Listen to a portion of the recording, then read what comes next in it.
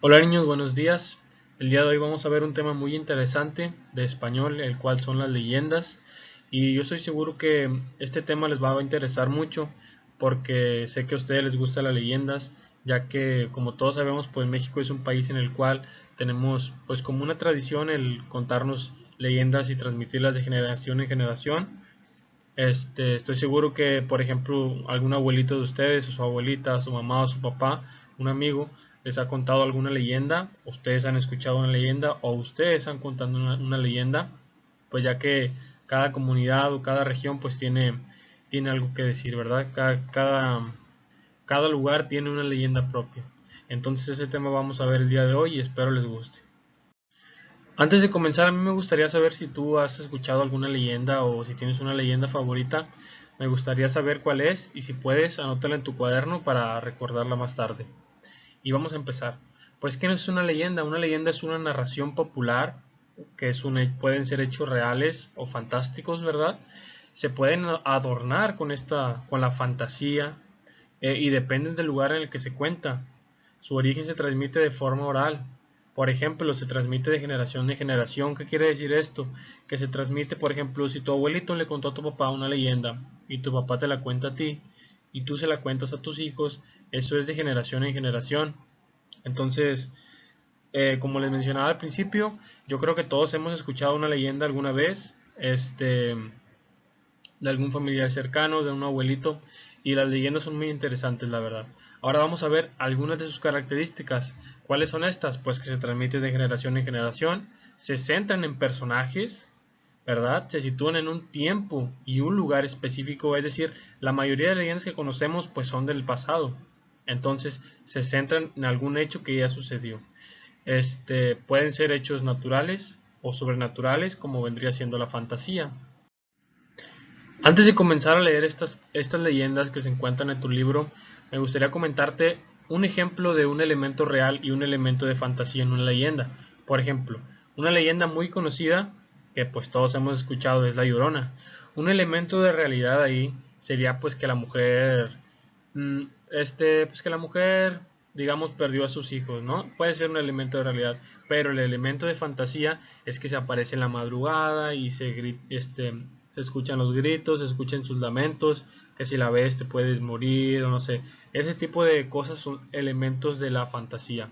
Por ejemplo, algo relacionado a la leyenda de Drácula, ¿no? Pues que era una fantasía es que era un vampiro que mataba gente, que chupaba la sangre. Y un elemento de realidad, pues es que en verdad existió una persona así, en verdad existió un conde. Porque la leyenda pues se basa de algo real, pero le meten mucha fantasía. Entonces ese es un ejemplo de la realidad y la fantasía. En tu libro de texto se encuentra esta leyenda, que es la mulata de Córdoba. La tienes que leer para poder contestar una actividad. Tienes que leer esta leyenda, perdón, tienes que leerla. Esta leyenda, también llamada Las criptas de Cava, tienes que leerla. Se encuentran en la página del libro de español, en la página número 52. Vas a tener que leerlas y analizarlas muy bien. Y en base a estas dos leyendas, yo te voy a dar una serie de preguntas que vas a escribir en tu libreta y vamos a contestarlas. Vamos a la siguiente actividad.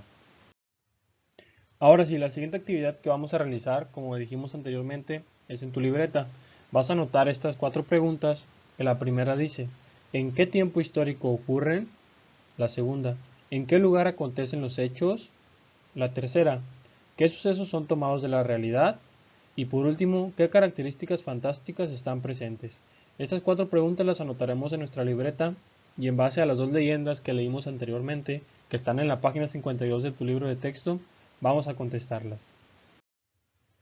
Una vez que hayas terminado la actividad anterior, yo te voy a mandar esta tabla, que es una tabla comparativa, en la que ¿qué vamos a hacer? Te estarás preguntando.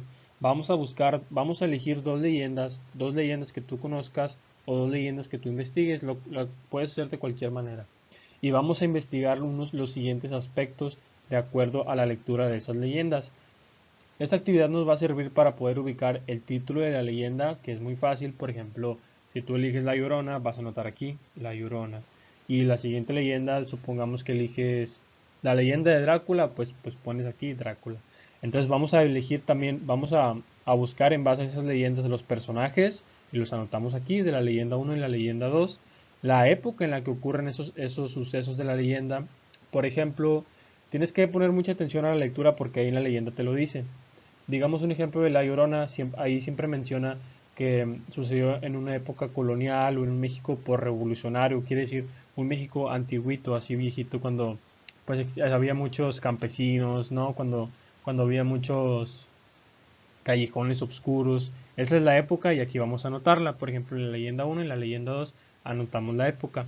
Los elementos reales que ya vimos anteriormente, puede ser, por ejemplo, un elemento real en La Llorona, pues es que una mujer perdió a sus hijos, ¿no? Sus hijos fallecieron. Y otro ejemplo, en un elemento fantástico, puede decir que se aparece, uno que se aparece un fantasma y grita en las noches, ¡ay, mis hijos! Entonces tú lo notas. Y pues vas a completar todos estos aspectos que están aquí en base a dos leyendas, como dijimos anteriormente, dos leyendas que tú elijas o dos leyendas que tú investigues o dos leyendas que a ti te gusten. Y pues esto sería todo por la actividad de hoy. Si tienen alguna duda, no duden en preguntar, no duden en preguntar, porque pues las dudas, nunca es bueno quedarnos con las dudas. Espero que hayan aprendido mucho y nos vemos. Hasta luego.